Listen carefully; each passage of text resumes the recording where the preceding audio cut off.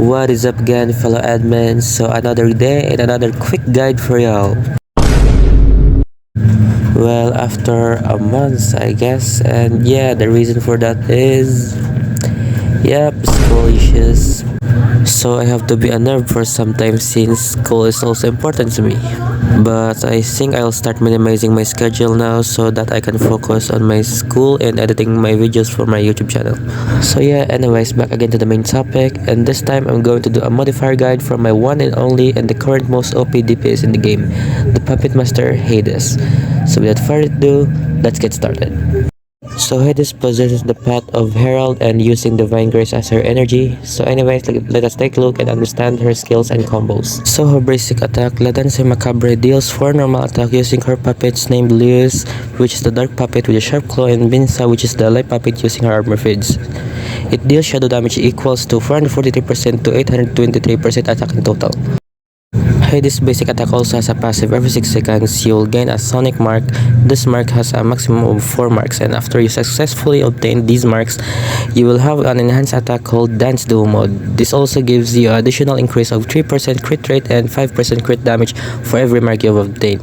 But you should have at least 25 but no more than 75 Divine Grace for you to obtain at least one sonic mark. It might be a hassle work, but it's still a great advantage to maximize your damage. Her skill 1, Shadow Twirl Dance, has an ability to switch to either one of your puppets, either Leos or Minsa. And once you press skill 1, your skill 2 will automatically have a combined enhanced attack with Leos and Minsa for once, and you can only repeat it by pressing skill 1 again. This joint attack of her skill 2 deals shadow damage equal to 200% up to 4055.6%. Her skill 1 also increases her crit rate by 12% and crit damage by 36%. Her skill 2 Puppet Show Prelude deals continuous enhanced shadow damage when you press skill 1 first, but it also deals normal shadow damage when it's not enhanced, equal to Hades' attack. This skill also inflicts either Dark Sea, which is the dark and white mark below, or the Death Swamp, which is the white and dark mark below. This inflicts the enemy, and inflicted effect depends on which puppet you have controlled. Her skill 3 Puppet Show March deals shadow damage, and it's still based on Hades' attack. This skill has 2 attack combos, depends on which puppet you controlled first, which I'll show it to you later. Her ultimate Puppet Show and deals shadow damage equals to her attack and restores Hades' Divine Grace by 50% per 3 seconds up to 12 seconds. Upon ultimate skill cast for each sonic mark owned, it increases all teammates' members' crit rate by 3% and crit damage by 15% for 12 seconds. So not only as she deals damage, but she can also buff your teammates, which is a big plus. And lastly, her dodge kills Shadow Puppet. Dodge reduces the attacker's speed significantly for 4 seconds, quickly dodges the enemy's attack. Extremity dodge triggers the dodge effect.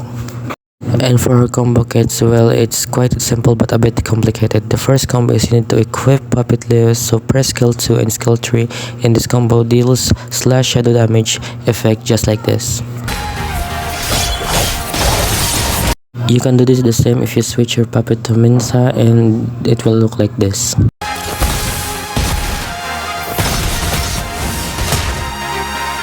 And that's it for her combat and combo kits. Now let's make a jump to the skill prioritization. Now you should prioritize her skill 2 as this is her main damage source. Second is the skill 3. Third is her ultimate. And fourth is her skill 1. And last is the normal attack. And that's all for the skill prioritization. Now let's dive into the Functor recommendations. Definitely I firstly recommend her signature, and when I say it's a must, then it really is. Especially that she's a DPS modifier. So the Herald Cerberus skill description is meant to be for his enhanced attack called the Dance Duo Mode. So basically it increases the fixed damage of the Dance Duo Mode by 8000, and when this mode is activated, Lewis and Minta form a 3-blade sharp rings made from multiple puppet strings at the enemy's position. So this Functor basically just makes your enhanced normal attack Dance Duo Mode more deadly. But as always, there are still some options if you're still saving for pulling on our Functor. You can either use the Herald Hydra, which is basically focused on 0 time extension and increase damage when you're in 0 time, or these 4-star Functors as your third options. And now let us move on to the sigil set recommendations. Well, this is currently the most common sigil set that has been used for Hades. Archeron's Oboe sigil set, which increases her attack by 3% for 5 seconds each time a divine grace is granted. Well, it also increases her crit damage by 12% for 5 seconds each time a divine grace is expended or used. I must say that it's really meant to be for Hades, since she's also a power-hungry modifier when it comes to using her energy, and also with the help of her ultimate, it can restore her energy more quickly.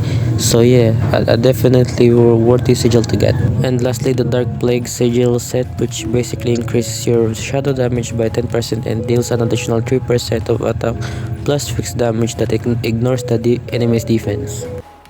This sigil set really works well together, so you better have it, or at least if you're a newbie, then getting its 4-star variants isn't really a bad idea. Now for the sigil placement, as always, put your element increase sigil on slot 1, 3, 5, and put your energy type sigil on 2, 4, 6. And now for the sigil enchantments, focus on getting the red ones, like normal attack increase, plus attack, shadow damage, crit rate, crit damage, all damage increase, etc. And if you're the one like me that always gets run out of stamina cause of skill issues, well, getting the blue ones like max dodge energy cost, dodge energy recovery, etc. so that your stamina won't run out easily and it will also regenerate faster. But at the end of the day, that will still depend on your playstyle. So at least choose the red ones if you want more damage, or you can also slip some blue and yellow enchantments if it's really necessary for you.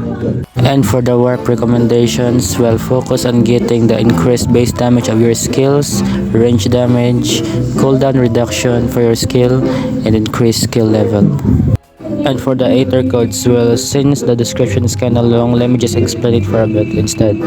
So the red codes are mainly focused on increasing damage, cooldown reduction of your sonic mark, increased attack, and shadow damage. The blue codes mainly focus on draining your divine grace and granting it back when switching to different puppets, and increasing your shadow damage and attack.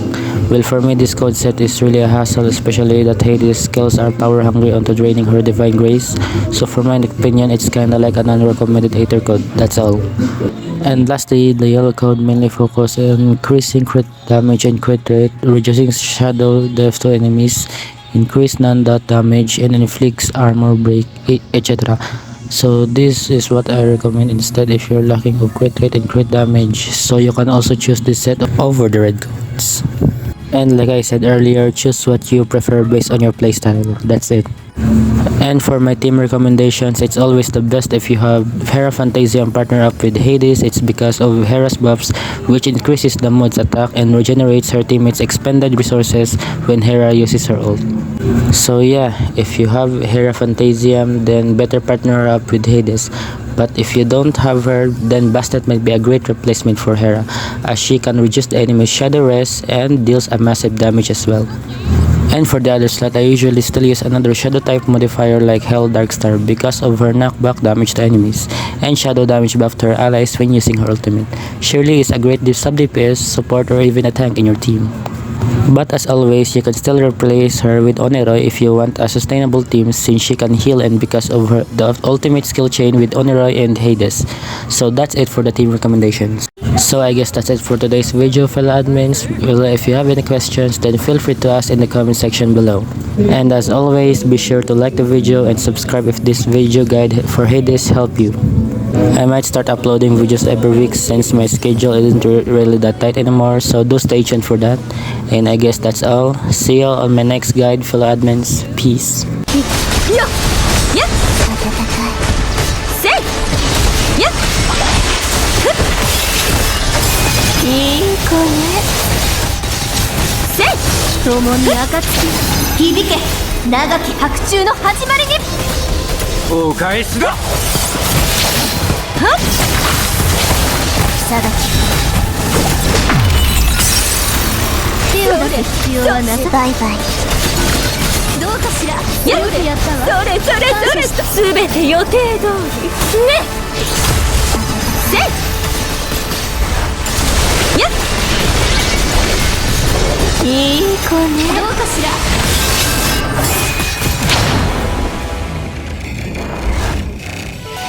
私の劇にバッドエンドはない。